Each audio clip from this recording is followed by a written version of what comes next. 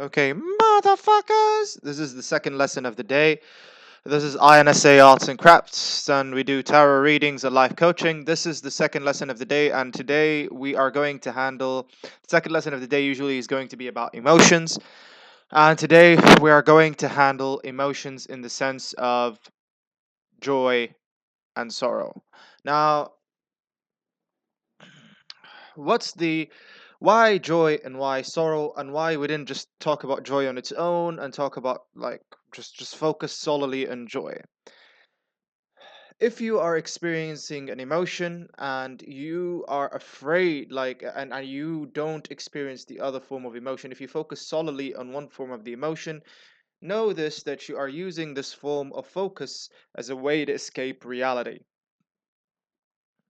For example, if you are living in a shithole, okay, for example, let's say you're living in a place where, or you're working in a job that necessarily does not fit your it drains your self-esteem. A job that keeps you and a place that actually does not know your value, kind of thing. Or maybe they know your value, but they don't want you to evolve. Uh, In this case, because they don't want you to be at the same level as they are, because they see you as a competition. And in this case, you are not joyful and you are not in sorrow. You are creating emotions that are not there in the first place, so that you would end up being essentially, or coping with the suffering that you are putting yourself in as an ultimatum, because you refuse to take responsibility for your own life because you believe in the other's authority over you. Now, joy, the truth about joy is that it occurs on its own by you actually, and sometimes joy occurs because of the wrong reasons. Doesn't mean that you're feeling good about something that it's the right thing for you.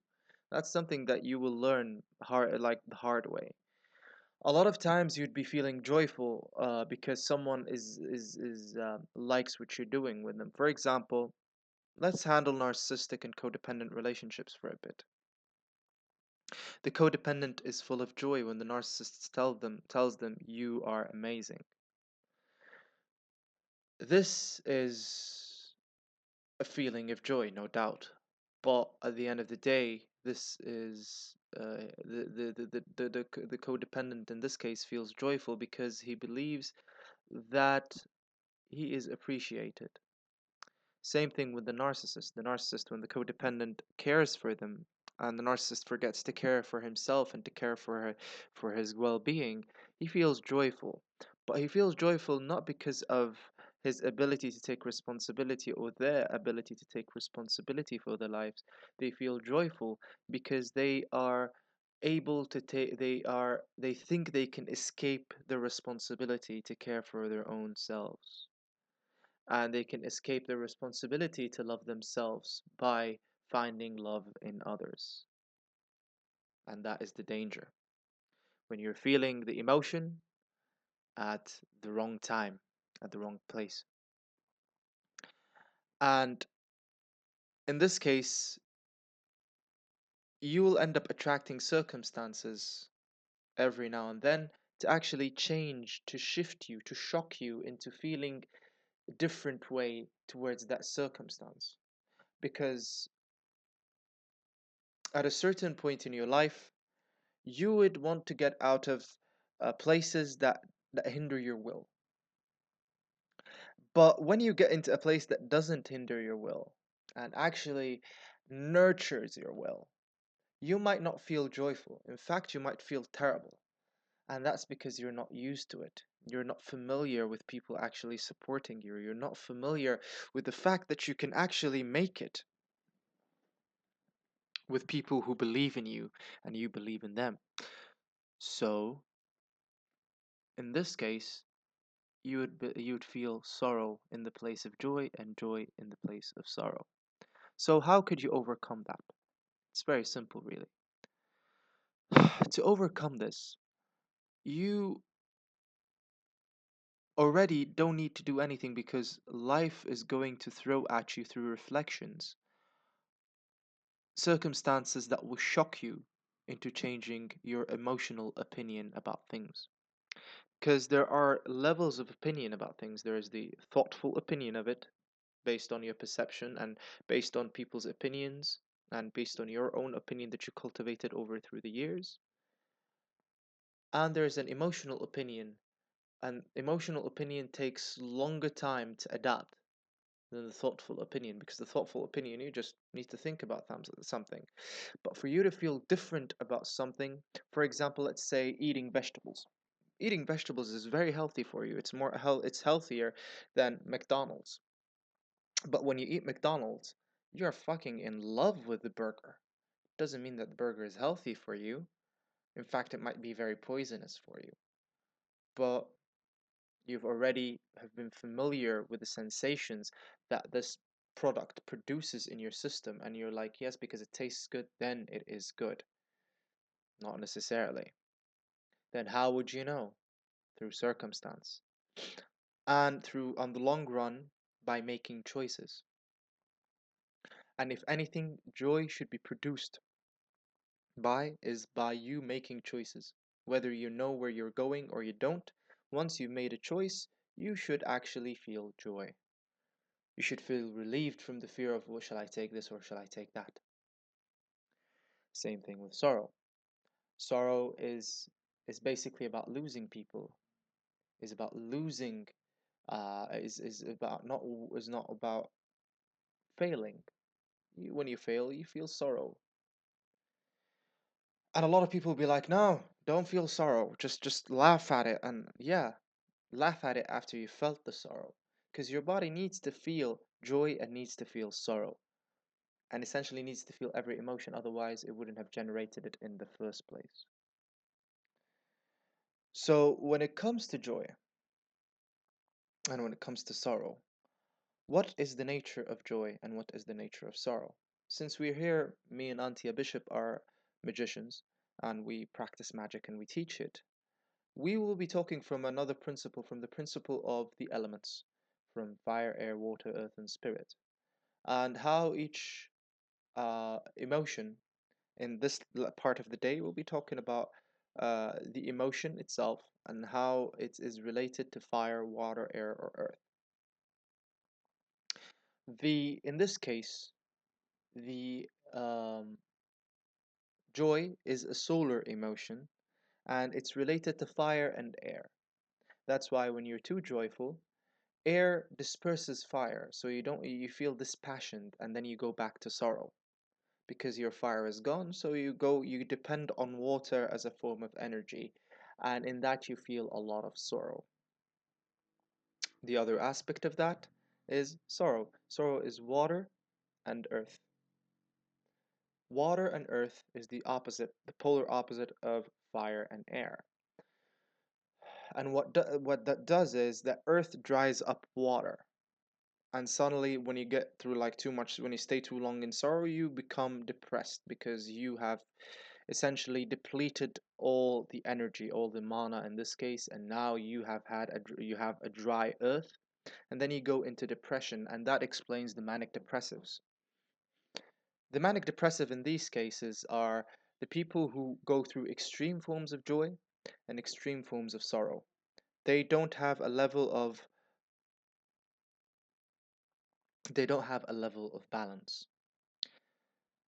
And to overcome that, and before I go any further, let me just explain this. This does not mean that I'm against people going through extreme forms of joy or extreme forms of sorrow. Not at all. What I'm saying is have awareness during your extreme forms of joy and during your forms of joy and forms of sorrow, and understand if you are going to go through extreme forms of joy, through forms of ecstatic joy or ecstatic sorrow, understand that you shouldn't be on your own in that phase. You should have people around you, people who support you. Because if you're going through ecstatic form of joy, most probably you are having sex at that point, and your personality is just like you're going through a destruction of personality at that area, and probably that's the only pleasurable form of destruction of personality is through heightened levels of ecstasy in sex. But we'll talk about this in other lessons. Now, what would you do in this circumstance? Um, what would you do in this circumstance? First of all, experience whatever your body wants you to experience, and have patience so that your body modulates how your body goes through joy and sorrow. But meanwhile, what you want to do is first look inside of you. Go through a meditation, and in that meditation, I want you to look at your energy reserves. Visualize as if you have energy reserves. And a key to visualization and meditation is to look at what you have before you try to manipulate it or add to it or change it. And yes, I said manipulation. I don't mean the unhealthy form of manipulation where you manipulate others into your own will and all that kind of bullshit. I'm not talking about that. I shun that and I hate that and I don't think it's healthy for anyone to do that.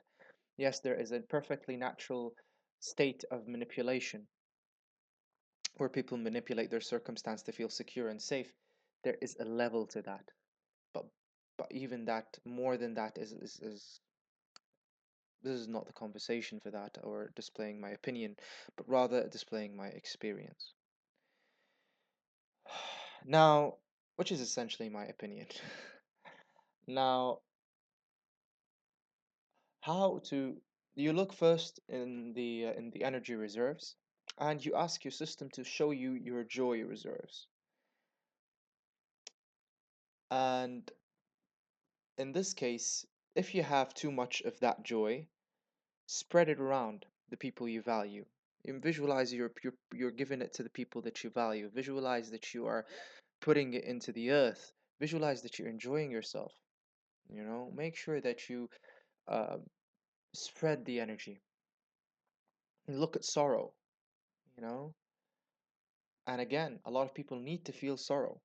Doesn't mean it's a bad to make someone feel sorrow. Some people are so angry because they can't feel sorrow.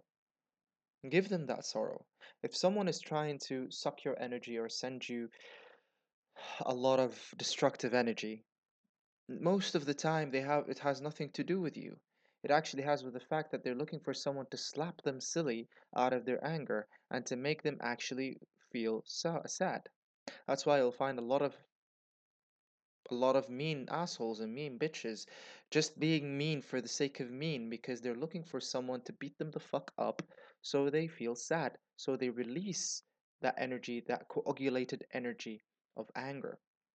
Because anger essentially comes from fire and earth, and they are trying to release the fire so that the earth calms down, and then they could when the earth is calms down, nature fills the void with what is its opposite. It will fill the earth with water, and then they'll calm down through sorrow. So use that sorrow as water and spread it around the angry motherfuckers, even if you are angry, you know, and have and modulate your energies so you don't have extreme forms of joy or extreme forms of sorrow. You have a moderate form of that, this and that. Later on, when you're done with that, go back to normal consciousness and feel whatever you want to feel at that moment. Sometimes you would want to feel sorrow, or sometimes you would want to feel joy. Depends on the circumstance and depends on who you are at that moment, because you're never the same person at every minute. You just freeze who you are at that minute so you can understand who you are at that minute.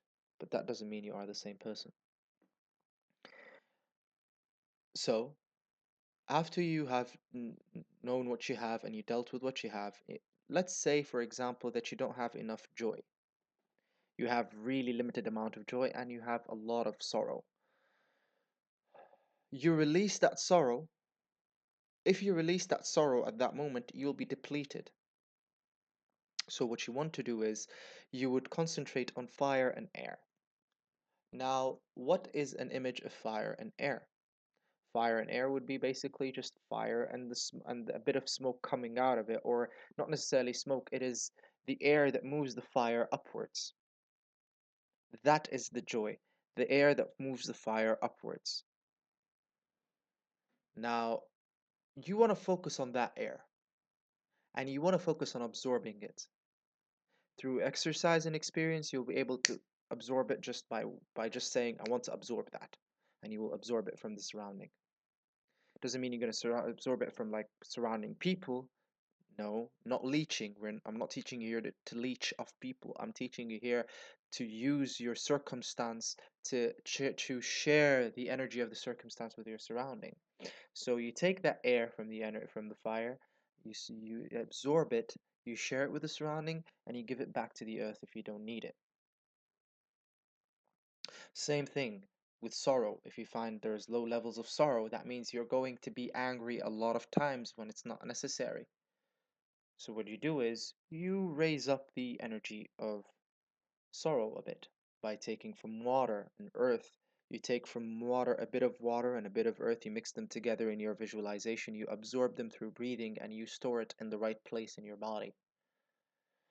Now, a lot of people will be like, but where will we get the time to do this? Trust me, it'll take 2 minutes in your day for each emotion. Just specify, let's say today is joy and sorrow. So, what you do is you take 2 minutes of your day, 1 minute for joy, 1 minute for sorrow, and just you go on with your day. And this, on the long run, will teach you which one is your emotion and which is the emotion of the surrounding. The second thing it will teach you is that you don't need anyone from any motherfucker, but you need to share with people and you need people to share with you. Okay? So that is for today's lesson about emotions. Remember, for the first three to share our YouTube video, they'll get free readings. The second three will get discount. The third three will pay the full price over the next 2 hours. Love you guys. May no order hinder you, and may chaos be your authority. Love you guys.